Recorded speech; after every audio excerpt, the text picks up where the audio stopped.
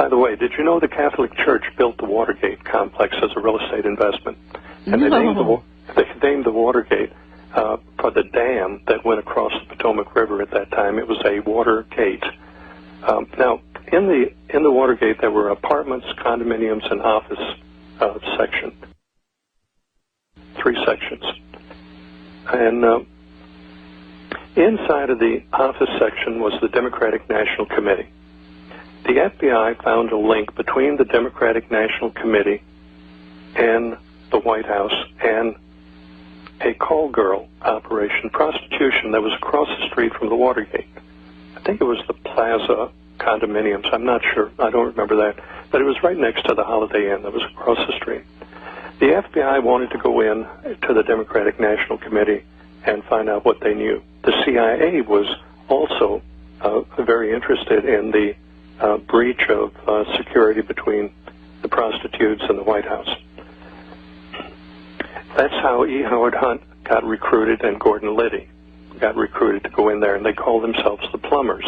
They were going to go into the Democratic National Committee to stop the leak, the Plumbers.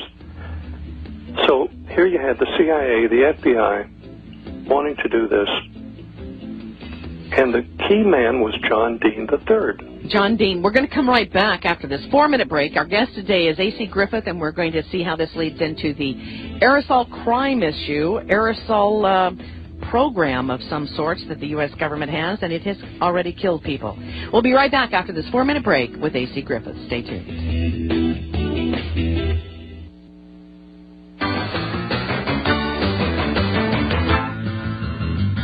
All right, here we go, folks. Welcome back to the Monday edition of the Power Hour. Coming up on 25 minutes past the hour, whatever hour you're sitting in. And, folks, hold on to your hat. You know, there are a lot of folks out there that have been talking about this chemtrail, contrail issue for, 10, 12 years, at least that. And now we're just now starting to get some real information that's coming out. Welcome back to the Power Hour. This is Dave.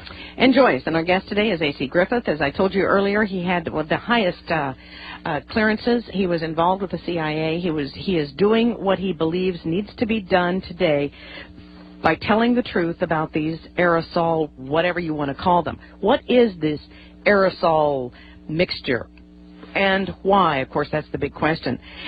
He was associated with the Central Intelligence Agency operations, and as I said, he had the National Security Agency top clearance, cryptographic clearance. He joins us today from Richmond, Virginia. Thank you again, A.C. Griffith, for joining us. Now, you are linking together Watergate with what's happening today. I find that an interesting transection here. I wanted to paint a picture of the background of the people and what the people are capable of and how it works. If you look at the bottom line of anything, you're just going to see the bottom line. But if you have an understanding of the nature and how things operate and how agencies operate, that's something that most people have no clue about, and they wouldn't believe it if you told them. But let me go back. We're running out of time, so I'm going to talk. You talk slow, and I'll talk fast, Joyce. I told Joyce earlier to talk slow to me today, so that was that joke. That was the only caveat. If I come on the show, you have to talk slow. Okay, go ahead. Okay, so the Watergate thing was about the prostitution and the connection to the White House, and the White House connection was John Dean III. He was the counsel to the president. He was the president's lawyer. Well, John Dean had an affair going with one of the girls. Maureen Elizabeth Kane Owen Benner was her name.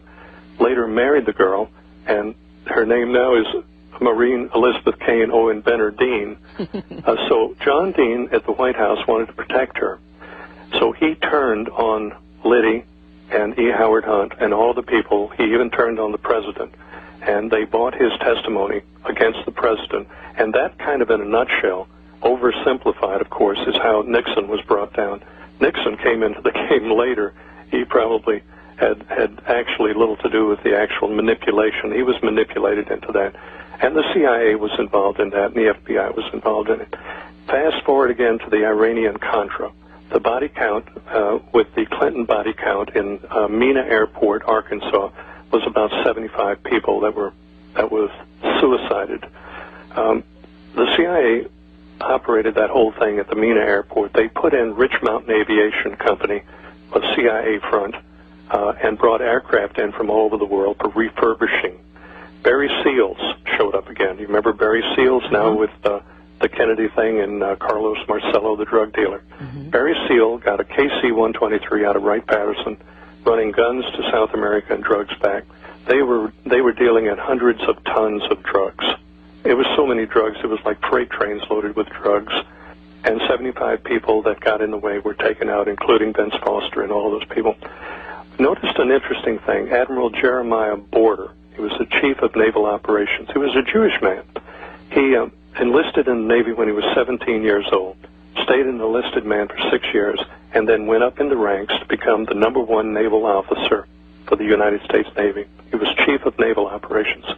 Well, unexpectedly one night he decided to suicide himself in his house, and he shot himself twice in the chest with a shotgun. That's quite a feat. Yes, it is. Now, he was the chief of naval operations, and he opposed the chemtrail project. Then the chemtrail project started after Admiral Borda was replaced. Jeremiah Borda. He was a dedicated man. He was a sincere man. He was a good man. So you're seeing a picture of how this thing operates. The CIA finances projects with monies earned elsewhere. The monies that go into CIA projects don't necessarily come out of congressional appropriations. And I will tell you that the Congress as a whole is completely oblivious to the aerosol program. They are afraid to ask. I had an meeting with the administrative aide of a congressman. He drove all the way to Richmond from Washington to meet with me. We spent about an hour. I gave him a complete overview presentation. He looked at me, stood up, and he said, "What do you expect me to do, Griff? They would lie to me, too." That was his exact words. And I shook his hand and hugged the secretary and left. And that was it. That tells me that the Congress, I know for a fact that Congress is out of the loop. Dennis Kucinich. Okay, we're going to come back from this break. We've got a 3-minute break, then I'm going to let him run with it for 20 minutes. You're hearing from A.C. Griffith here today, and the subject is the purpose of chemtrail aerosols. Ladies and gentlemen, you're getting an earful, and you might want to re-listen tonight on Channel 152 XM Radio. We'll be right back. 3 minutes. We're talking to A.C. Griffith today. He is an individual who has taken it's been a lot of time that he has done in research of this subject, years and years of research. He was associated with the National Security Agency, had a top-secret cryptographic clearance, and he joins us today to help us understand what is in those chemtrail aerosols.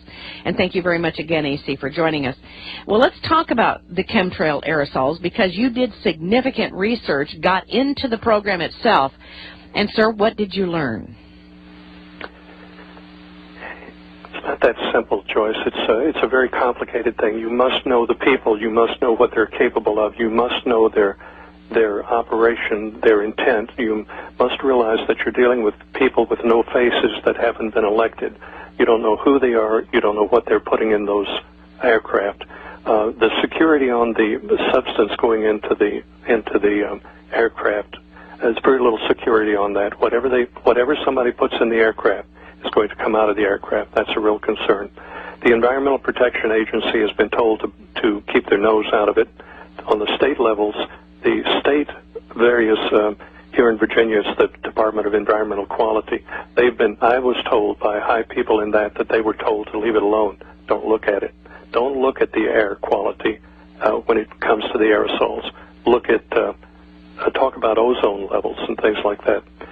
Well, you mentioned that you had talked to one congressman, and then you mentioned Representative Kucinich as we were going to the break. Yes, he introduced H.R. 2799, I believe that was it, and it was he was called aside and told to take it out, and he did, and he got very quiet about it. I can't tell you enough that this is a very dangerous thing to get into.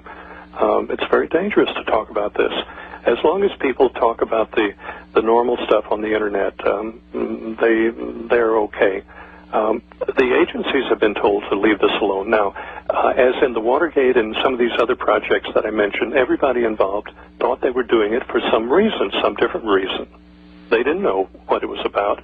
everybody was going in different directions, and that's the same